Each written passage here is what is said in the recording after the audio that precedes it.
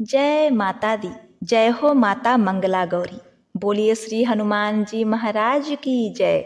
जय श्री गणेश। ओम नमः शिवाय। प्रिय भक्तगणों, आज आप श्रवण करेंगे मंगलवार के दिन सुनी जाने वाली माँ मंगला गौरी तथा हनुमान जी श्री गणेश भगवान की बड़ी ही दुर्लभ कथा। पद्म पुराण में श्री कृष्ण भगवान ने अर्जुन से इस व्रत के बारे में बताते हुए कहा था कि हर विवाहित स्त्रियों या कुंवारी कन्याओं को मंगलवार के दिन मंगला गौरी व्रत करके व्रत कथा को सुनना या पढ़ना चाहिए। इससे उन्हें विधवा होने का भय नहीं रहता।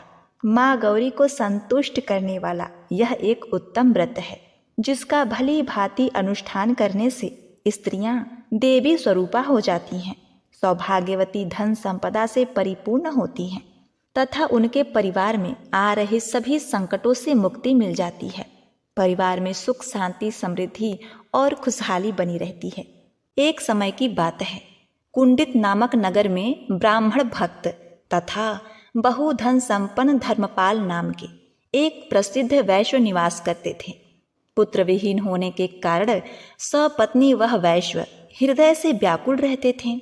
उनके घर पर नित्य प्रति शरीर में भस्म लगाए रुद्राक्ष धारण किए हुए तथा जटाओं से युक्त एक शुभ दर्शनीय भिक्षुक आया करते थे, जिन्हें भिक्षा न लेते हुए देखकर एक दिन वैश्य की पत्नी ने अपने पति से इस प्रकार कहा, हे स्वामी, इन जटाधारी भिक्षुक का हमारे घर पर सर्वदा ही आगमन होता है, किंतु हमारे अन्न को यह स्वीकार नहीं करते। इस कारण मुझे अत्यंत खेद है। यह सुनकर धर्मपाल ने कहा, हे प्रिय, तुम चोरी छुपे एक वस्त्र में ढेर सारे सोने को छिपाकर उनके झोली में प्रदान करना। अब दूसरे दिन तदवंतर उस वैश्य की पत्नी ने पति के कहे अनुसार वैसा ही किया। इस पर उस जटाधारी ने श्राप दिया, मैं तुम्हारे घर भिक्षा नहीं लेता, फिर भी तुमने मेरे झोली में चोरे छुपे स्वर्ण आदि का दान दिया है, इसीलिए मैं तुम्हें श्राप देता हूँ कि तुम संतान विहीन हो जाओ। भिक्षुक के इस वाक्य को सुनकर वह स्त्री दुखित होकर बोली कि हे स्वामी, आपने मुझे पापिनी को श्राप दिया है, शीघ्र ही इससे मेरा उद्धार कीजिए। ऐसा कहकर दीन वचन बोलते हुए वैश्य पत्नी ने उस भिक्षुक के दोनों चरणों की वंदना की। जटाधारी भिक्षुक ने कहा, हे पुत्री, मेरी आज्ञा अनुसार अपने पति के समीप जाकर कहना कि नीले वस्त्रों को पहनकर नील वर्ण के घोड़े पर सवार हो जंगल की ओर प्रस्थान करे। जहाँ पर उसका घोड़ा रुक जाए उस भूमि को खोदे। खोदने पर उन्हें पक्षियों से युक्त मृग तथा वृक्ष समूहों से वेष्टित सुवर्ण से रचा हुआ माणिक इत्यादि विविध रत्नों से सुशोभित तरह तरह के फूलों से युक्त एक रमणीक देव मंदिर दृष्टिगोचर होगा, जहाँ पर भक्तजनों पर कृपा करने वाली जगदम्बा भवानी विराजमान है। उन्हीं भवानी की तुम्हें मन से विधि पूर्वक आराधना करनी चाहिए, वे ही तुम्हारा उद्धार करेंगी। भिक्षुक के इस प्रकार आनंददायक वचन सुनकर वह वैश्य पत्नी ने बारंबार भिक्षुक के चरणों में मस्तक नवाया। उसी समय वह जटाधारी भिक्षुक अंतर्ध्यान हो गए। तब वैश्य पत्नी ने कहा, हे स्वामी, यहाँ आइए और भिक्षुक ने जो कुछ कहा है उसे आदर पूर्वक श्रवण करिए। उस भिक्षुक ने जैसा कहा था उसने अपने पति को कह सुनाया। उस वैश्य ने भी आदर पूर्वक सब कुछ सुनकर नीले वस्त्र को पहन नीले घोड़े पर सवार हो वन की ओर प्रस्थान किया। रास्ते में विविध प्रकार के वृक्षों को देखकर वैश्य भयभीत हुए। उसके अतिरिक्त मृग, सिंह, दांत वाले पशु, सूकर इत्यादि पशुओं को देखकर भी वे रास्ते में भय से व्याकुल नहीं हुए। अंत में लाल तथा नीले वर्ण के कमल तथा चकवा चकवी पक्षियों से सुशोभित एक सुसज्जित जलाशय को देखा और उसमें अच्छी तरह स्नान, तर्पण इत्यादि नित्य क्रिया संपन्न की। फिर घोड़े पर सवार होकर गहन वन की ओर चले। एक स्थान पर घोड़े को फिसलता हुआ देखकर वह उसी क्षण घोड़े से उतरे और वहां पर जब तक देव मंदिर दृष्टिगोचर नहीं हुआ तब तक पृथ्वी खोदते रहे। कुछ काल के बाद उन्होंने बहुत बड़े देव मंदिर के दर्शन किए। वह देवालय चारों ओर से मोती, माणिक इत्यादि विविध रत्नों से सुशोभित था। जटाधारी भिक्षुक के वाक्यों को स्मरण कर वैश्य ने आश्चर्यचकित हो भवानी का पूजन किया। सुनहरी वस्त्र, चंदन, अक्षत, चंपा इत्यादि पुष्प, धूप दीप युक्त अनेकों प्रकार के पकवान, नाना प्रकार के शाक तथा दुग्ध, घी एवं शक्कर आदि से युक्त नैवेद्य अर्पण कर उस महाधनवान ने श्रद्धापूर्वक पूजन संपन्न किया और मन ही मन माता का ध्यान करते हुए मंत्र का जाप किया। भगवती उस देवी भक्त वैश्य के समक्ष प्रकट हो गईं और भाव से बोली कि हे वैश्य, यहाँ पर किस अभिप्राय से यह पूजन तुमने संपन्न की है? जो इस प्रकार पूजन संपन्न करता है उसे मैं अद्भुत वर प्रदान करती हूँ। यह सुनकर धर्मपाल हाथ जोड़कर भगवती के आगे खड़ा हो गए। फिर श्री भगवती ने कहा, हे धर्मपाल, तुमने मेरी बहुत अच्छी प्रकार से पूजा संपन्न की है। हे निष्पाप, हे मेरे भक्त, वर मांगो, मैं तुम्हें बहुत धन प्रदान करूंगी। धर्मपाल ने कहा, हे देवी, आपकी कृपा से मेरे पास बहुत धन संपत्ति है, किंतु पुत्र विहीन हूँ। इसीलिए पितरों के उद्धारक एक उत्तम पुत्र की प्राप्ति की अभिलाषा करता हूँ। एक भिक्षुक मेरे गृह में आते हैं, किंतु मेरे अन्न को स्वीकार नहीं करते, इसीलिए सब पत्नी मुझे अत्यंत दुख है। इस प्रकार वैश्य के दीन वचनों को सुनकर भगवती ने कहा, हे धर्मपाल, तुम्हारे भाग्य में सुखदायी पुत्र नहीं है, तब पर भी विधवा होने वाली कन्या, अल्प आयु पुत्र अथवा नेत्रहीन दीर्घ आयु पुत्र, इन तीनों में से किसी एक को मांगना चाहते हो तो मांग सकते हो। धर्मपाल ने कहा कि हे माँ, मुझे अल्प आयु पुत्र ही प्रदान कीजिए। इसी में अपने को कृतज्ञ समझूंगा, क्योंकि इससे नरक स्थित पितरों का उद्धार करने में समर्थ हो जाऊंगा। श्री देवी ने कहा कि हे वैश्य, मेरे बगल में स्थित श्री गणेश की नाभि पर चढ़कर उनके पार्श्व में स्थित चमत्कारी आम के फल को ले जाकर अपनी पत्नी को प्रदान करना। इससे निसंदेह तुम्हें पुत्र उत्पन्न होगा। माता के वचन को सुनकर वह वैश्य उनके बगल में जाकर भगवान गणेश की नाभि पर चढ़ने से मोहयुक्त हो गया। फल को उतार देने के बाद उसे पुनः एक दूसरा फल दिखा। इसी प्रकार बारंबार फल उतारने पर भी उसे एक अन्य फल दिखलाई देता। इस पर भगवान गणेश क्रोधित हो गए। उन्होंने धर्मपाल को श्राप दिया कि 16वां वर्ष प्राप्त होते ही तुम्हारे पुत्र को सर्प डस लेगा। अब क्या था, धर्मपाल अच्छी तरह से फल को वस्त्र में बांधकर माता को प्रणाम करके अपने घर की ओर चल दिया। घर पहुंचकर उसने अपनी भार्या को फल दिया। उस पतिव्रता ने उसे भक्षण कर लिया। अपने पति के संयोग से उसने गर्भ धारण किया और 9वां मास पूर्ण होने पर उसने उत्तम पुत्र को जन्म दिया। उस ब्राह्मण ने संतुष्ट होकर जातक कर्म संस्कार किया। 6ठे दिन में खष्टी पूजन किया। 12वें दिन में नामकरण संस्कार में उसका शिव नाम रखा तथा 6ठे वर्ष में हे युधिष्ठिर, वैश्य ने पुत्र का उपनयन संस्कार कर ब्राह्मण को संतुष्ट किया। अब पुत्र ने जब 10वें वर्ष में प्रवेश किया तब उस बालक की माता ने अपने पति से कहा कि बालक का विवाह भी एक अच्छे मुहूर्त में कर देना उचित है। धर्मपाल ने कहा, मैंने संकल्प लिया है कि बालक जब श्री काशी धाम में विश्वनाथ का दर्शन करके लौटेगा तब उसका विवाह संस्कार संपन्न किया जाएगा। ऐसा कहकर उसने साथियों तथा उसके मामा सहित बहुत कुछ धन देकर अपने पुत्र को काशीपुरी के लिए रवाना कर दिया। मार्ग में दान दक्षिणा करते हुए वे प्रतिष्ठापुर में पहुंचे। उस रमणीक नगर में उन्होंने एक कन्या को परस्पर खेलते हुए देखा। उस कन्या समूह में गौर वर्ण एक सुशीला नाम की कन्या थी। उसके साथ किसी एक सखी का उसका झगड़ा हो गया और वह उस कन्या को बारंबार हे रंडे, हे अभागे इस प्रकार संबोधन कर गाली देने लगी। सुशीला ने कहा, हे सखी, तुमने मुझे व्यर्थ में ही गाली दे दी है, क्योंकि मेरी माता मानवती मंगला गौरी व्रत का आचरण करती है। उस व्रत के प्रभाव से संपूर्ण संबंधी प्यारी महिलाएं आजन्म विधवा नहीं हो सकती। फिर तो उनकी कन्या के विषय में कहना ही क्या है। अर्थात वह तो विधवा हो ही नहीं सकती। इन वाक्यों को सुनकर आश्चर्यचकित नेत्रों से बालक का मामा उसकी हित की चिंता करने लगा कि यदि इस कन्या के हाथ से इस बालक के ऊपर अक्षत पड़ जाए तो यह 100 वर्ष की आयु प्राप्त करेगा।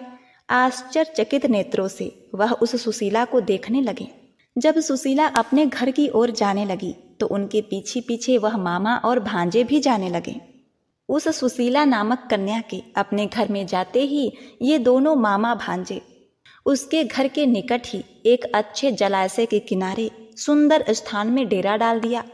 अब इधर सुशीला के पिता ने सोचा कि पुत्री के विवाह का समय निकट आ गया है, कन्या के विवाह के लिए कोई वर ढूंढना चाहिए। यह सोचकर जब वह घर से बाहर निकला तो घर के सामने एक बहुत सुंदर से एक नवयुवक को खेलते हुए देखा। उसने उसके घर परिवार के बारे में पूछा तो उसकी मामा ने उसके बारे में सारी बातें बता दी कि वह बहुत ही धनवान है तथा सेठ का पुत्र है। तत्पश्चात शुभ मुहूर्त में शिव और सुशीला का विवाह संपन्न हो गया। उस रात्रि चक्र में ही सुशीला के साथ शिव ने शयन किया। उस रात मातृ रूप में मंगला देवी स्वप्न में प्रकट होकर पतिव्रता सुशीला से कल्याण युक्त वाणी बोली। उन्होंने कहा, हे गौरांगी सुशीले, तुम्हारे पति को डसने के लिए महाभयंकर सर्प उपस्थित हुआ है। उठो और उसके समक्ष दूध रखो, एक घड़ा भी स्थापित करो, वह उसमें प्रविष्ट हो जाएगा। तब तुम अपने साड़ी के पल्ले से उसका मुख बांध देना। प्रातः काल उठकर वह शुभ वायना अपने माता को दे देना। इस प्रकार श्री मंगला गौरी के वचन सुनकर सुशीला उसी क्षण उठ बैठी और अपने आगे फुकार करते हुए एक महाभयंकर काले सर्प को देखा। श्री गौरी के कथनानुसार उसने सब कार्य किए और फिर निद्रा अवस्था में हो गई। प्रातः काल होते ही शिव अपने निवास स्थान पर आ गया और सुशीला ने स्नान आदि कर शुद्ध हो वह वायना अपनी माँ को समर्पित कर दिया। माता ने उसके भीतर एक उत्तम मोतियों का हार दिखा। अत्यंत प्रसन्नचित्त हो उसने वह हार अपनी प्रिय कन्या को प्रदान किया। इसके अतिरिक्त बहुत रत्न, वस्त्र तथा स्वर्ण प्रदान किया और सुशीला का पति सुशीला को लेकर गरीबों को धन वितरण करते हुए उन दोनों ने प्रस्थान किया। अब रास्ते में ही मंगलवार का दिन होने से सुशीला ने मंगला गौरी का व्रत रखा। 1 योजन की यात्रा करने के बाद उन लोगों ने भोजन किया। सुशीला ने कहा कि श्री गौरी का विसर्जन तथा दीप दान आदि कर हम लोगों को माता पिता के दर्शन करना चाहिए। सुशीला ने मंगला गौरी की विधिवत पूजा की। तत्पश्चात मंगला गौरी वहां पर प्रकट हो गई और सुशीला को आशीर्वाद देते हुए वहां से विदा किया। इसके बाद उन दोनों लोगों ने माता पिता के दर्शनों की उत्कृष्ट इच्छा से प्रस्थान किया। कुंडित नगर के निकट पहुंचने पर वहां के निवासी उन्हें देखकर विस्मित हुए। उन लोगों ने धर्मपाल को जाकर कहा। नगरवासियों ने कहा, हे धर्मपाल, पत्नी तथा साथियों सहित हम लोगों ने अभी अभी आते देखा है और वे लोग इधर आ रहे हैं। जब तक नगरवासी ऐसा कह ही रहे थे तब तक वे भी घर पर आ पहुंचे। माता पिता के प्रिय शिव ने उनके चरणों में प्रणाम किया। मामा ने अपनी बहन एवं धर्मपाल को नमस्कार किया तथा सुशीला ने भी अपने सास ससुर के चरणों में सिर नवाया। सास ने सुशीला से पूछा, हे सुशीले, हे कमल लोचने, जिस व्रत के प्रभाव से मेरा पुत्र दीर्घ आयु हुआ है उस व्रत को कहो। सुशीला ने कहा, हे सासू जी, मैं तो व्रत नहीं जानती, किंतु अपनी माता मानवती, पिता हरि, ससुर धर्मपाल तथा आप सासू जी को जानती हूँ तथा मंगला गौरी एवं अपने स्वामी जी को जानती हूँ। ऐसा कहकर सुशीला ने अपने हृदय में आनंद का अनुभव किया। श्री कृष्ण ने कहा, हे धर्मराज युधिष्ठिर, इस कारण स्त्रियों को यह व्रत सदैव करना चाहिए। इससे अखंड सौभाग्य की प्राप्ति होती है तथा पुत्र की लंबी उम्र होती है। तो बोलिए मंगला गौरी मात की जय। जय श्री गणेश। ओम नमः शिवाय। प्रिय भक्तगणों, अब आइए श्रवण करते हैं संकटों को दूर करने वाली, भक्तों की रक्षा करने वाली हनुमान जी महाराज की सुंदर कथा। आनंद नाम का एक व्यक्ति था जो कि आलसी और बहुत ही भोला भाला था। दिन भर कोई काम नहीं करता, बस खाता ही रहता और सोता रहता था। घर वालों ने कहा, चले जाओ, निकल जाओ घर से। प्रिय भक्तों, आनंद के माता पिता तो थे नहीं, वे तो स्वर्ग सिधार चुके थे। भाभी को यह सब देखा नहीं जाता। भाभी भाई ने मिलकर उसे घर से बाहर निकाल दिया। वह घर से निकलकर यूं ही भटकते हुए एक आश्रम में पहुंचा। वहां उसने देखा कि एक गुरुजी हैं। उनके शिष्य कोई काम नहीं करते, बस मंदिर में भगवान की पूजा करते हैं। उसने मन में सोचा, यह बढ़िया है, कोई काम धंधा नहीं, बस पूजा ही तो करनी है। गुरुजी के पास जाकर पूछा, गुरुजी, क्या मैं यहाँ रह सकता हूँ? गुरुजी बोले, हाँ हाँ, क्यों नहीं। भोला ने कहा, लेकिन मैं कोई काम नहीं कर सकता हूँ गुरुजी। गुरुजी ने कहा, कोई काम नहीं करना है, बस पूजा ही करनी है। आनंद बोला, ठीक है, वह तो मैं कर ही लूंगा। प्रिय भक्तगणों, अब देखिए, आनंद महाराज आश्रम में रहने लगे। ना कोई काम, ना कोई धाम, बस सारा दिन खाते रहो और प्रभु भक्ति में भजन गाते रहो। ऐसे करते करते महीना भर हो गया। फिर एक दिन आई एकादशी। उसने रसोई में जाकर देखा, खाने की कोई तैयारी नहीं थी। उसने गुरुजी से पूछा, गुरुजी, आज खाना नहीं बनेगा क्या? गुरुजी ने कहा, नहीं बेटे, आज तो एकादशी है, तुम्हारा भी उपवास है। अब देखिए, उसने कहा, नहीं नहीं, अगर हमने उपवास कर लिया तो कल का दिन ही नहीं देख पाएंगे। गुरुजी, हम तो नहीं कर सकते उपवास, हमें तो भूख लगती है। आपने पहले क्यों नहीं बताया? गुरुजी ने कहा, ठीक है, तुम ना करो उपवास, पर खाना भी तुम्हारे लिए कोई और नहीं बनाएगा, तुम खुद बना लो। मरता क्या ना करता। गया रसोई में। गुरुजी फिर आए और बोले, देखो, अगर तुम खाना बना लो तो राम जी को भोग जरूर लगा देना, और भोजन यहाँ नहीं बनाना है, नदी के उस पार जाकर भोजन बना लो। ठीक है कहकर लकड़ी, आटा, तेल, घी, सब्जी लेकर आनंद महाराज चले गए। जैसा तैसा खाना भी बनाया। खाने लगा तो याद आया कि अरे, गुरुजी ने तो कहा था कि राम जी को भोग लगाना है। अब क्या था, वह भजन गाने लगा, आओ मेरे राम जी, भोग लगाओ प्रभु जी, आइए हनुमान जी, भोग लगाइए हनुमान जी। कोई नहीं आया तो बेचैन हो गया कि यहाँ तो भूख लग रही है और राम जी आ ही नहीं रहे हैं। भोला मानस जानता ही नहीं था कि प्रभु साक्षात तो आएंगे ही नहीं, पर गुरुजी की बात मानना जरूरी है। फिर उसने कहा, देखो प्रभु जी, मैं समझ गया कि आप क्यों नहीं आ रहे हैं। मैंने रूखा सूखा बनाया है ना, और आपको तरमाल खाने की आदत है, इसीलिए नहीं आ रहे हैं ना। तो सुनो प्रभु जी, आज वहां भी कुछ नहीं बना है, सबकी एकादशी है, खाना हो तो यह भोग ही खा लो। श्री राम जी अपने भक्त की सरलता पर बड़े ही मुस्कुराए और माता सीता जी के साथ प्रकट हो गए। भक्त असमंजस में, गुरुजी ने कहा था कि राम जी आएंगे, पर यहाँ तो माता सीता भी आई हैं, और मैंने तो भोजन बस 2 लोगों के लिए बनाया है। चलो कोई बात नहीं, आज इन्हें ही खिला देते हैं। आनंद बोला, प्रभु, मैं भूखा रह गया, लेकिन मुझे आप दोनों को देखकर बड़ा ही अच्छा लग रहा है। लेकिन भगवान, अगली एकादशी पर ऐसा नहीं करना, पहले बता देना कि कितने जन आ रहे हैं, और हाँ, थोड़ा जल्दी आ जाना। श्री रामचंद्र जी उसकी बात पर बड़े ही मुरीद हो गए, प्रसाद ग्रहण करके चले गए। अगली एकादशी तक भोला मानस सब भूल गया। उसे लगा कि प्रभु ऐसे ही आते होंगे और प्रसाद ग्रहण करते होंगे। फिर एकादशी आई। गुरुजी से कहा, गुरुजी, मैं तो चला अपना खाना बनाने, पर गुरुजी, थोड़ा ज्यादा अनाज मिलेगा, वहां 2 लोग आते हैं। गुरुजी मुस्कुराए और बोले, अरे भूख के मारे बावला है, ठीक है, ले जा अनाज। अब की बार उसने 3 लोगों का खाना बनाया। फिर गुहार लगाई, प्रभु श्री रामचंद्र जी आइए, सीता राम जी आइए, मेरे भोजन का भोग लगाइए। प्रिय भक्तों, प्रभु की महिमा भी बड़ी निराली है। भक्त के साथ कौतूहल करने में भी उन्हें बड़ा मजा आता है। इस बार वे अपने भाई लक्ष्मण और भरत शत्रुघ्न और हनुमान जी को साथ लेकर आ गए। प्रिय भक्तगणों, भक्त को तो चक्कर आ गया। यह क्या, 1 का भोजन बनाया तो 2 आए, आज 2 का भोजन ज्यादा बनाया तो पूरा खानदान आ गया। लगता है आज भी भूखा ही रहना पड़ेगा। सबको भोजन लगाया और बैठे बैठे देखता रहा। प्रिय भक्तों, भगवान की लीला देखिए। अनजाने में ही उसकी भी एकादशी हो गई।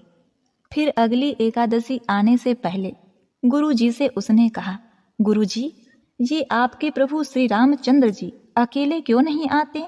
हर बार कितने सारे लोग ले आते हैं। इस बार अनाज ज्यादा देना। गुरु जी को लगा कि कहीं वह अनाज बेचता तो नहीं, देखना पड़ेगा। गुरु जी ने भंडारे वाले से कहा, इसे जितना अनाज चाहिए दे दो और छुपकर उसे देखने चले जाना। प्रिय भक्तों, इस बार आनंद ने सोचा, खाना पहले नहीं बनाऊंगा, पता नहीं कितने लोग आ जाएं। पहले बुला लेता हूँ, फिर बनाता हूँ। फिर भजन सुनाया, टेर लगाई, प्रभु श्री रामचंद्र जी आइए, श्री रामचंद्र जी आइए, मेरे भोजन का भोग लगाइए। अब क्या था, सारा राम दरबार मौजूद। इस बार तो हनुमान जी भी साथ आए, लेकिन यह क्या, प्रसाद तो तैयार ही नहीं है। भक्त ठहरा भोला भाला, बोला, प्रभु इस बार मैंने खाना नहीं बनाया। प्रभु ने पूछा, क्यों? तो वह बोला, मुझे मिलेगा तो है नहीं, फिर क्या फायदा बनाने का, आप ही बना लो और खुद ही खा लो। श्री रामचंद्र जी मुस्कुराए, सीता माता भी गदगद हो गईं उसके मासूम जवाब से। लक्ष्मण जी बोले, क्या करे प्रभु? प्रभु बोले, भक्त की इच्छा है लक्ष्मण, तो पूरी करनी ही पड़ेगी, चलो लग जाओ काम से। लक्ष्मण जी ने लकड़ी उठाई, माता सीता आटा सानने लगी। भक्त एक तरफ बैठकर देखता रहा। माता सीता रसोई बना रही थी तो कई ऋषि मुनि यक्ष गंधर्व प्रसाद लेने चले आए, क्योंकि जब खुद लक्ष्मी माँ रूपा सीता माँ खुद अपने हाथ से प्रसाद बना रही हैं तो भला उसे लेने के लिए कौन नहीं आतुर होगा। प्रिय भक्तों, उस भोले भक्त का पीछा गुरुजी चोरी छुपके कर रहे थे। इधर गुरुजी ने देखा खाना तो बना ही नहीं, भक्त एक कोने में बैठा है।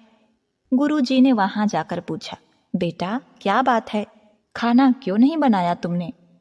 आनंद बोला, अच्छा किया गुरुजी, आप आ गए, देखिए कितने लोग आते हैं प्रभु जी के साथ। गुरुजी बोले, मुझे तो कुछ नहीं दिखाई दे रहा, तुम्हारे और अनाज के सिवा यहाँ और कोई नहीं है। भक्त ने माथा पकड़ लिया, एक तो इतनी मेहनत करते हैं प्रभु, भूखा भी रखते हैं और ऊपर से गुरुजी को दिख भी नहीं रहे, यह और बड़ी मुश्किल हो गई। प्रभु से कहा, हे प्रभु, आप गुरुजी को क्यों नहीं दिख रहे हो? प्रभु बोले, मैं उन्हें नहीं दिख सकता। क्यों प्रभु? वो तो बड़े पंडित हैं, ज्ञानी हैं, विद्वान हैं, उन्हें तो बहुत कुछ आता है, उनको क्यों नहीं दिखते आप? प्रभु बोले, माना कि उनको सब कुछ आता है भक्त, पर वे सरल नहीं है तुम्हारी तरह, इसीलिए उनको नहीं दिख सकता।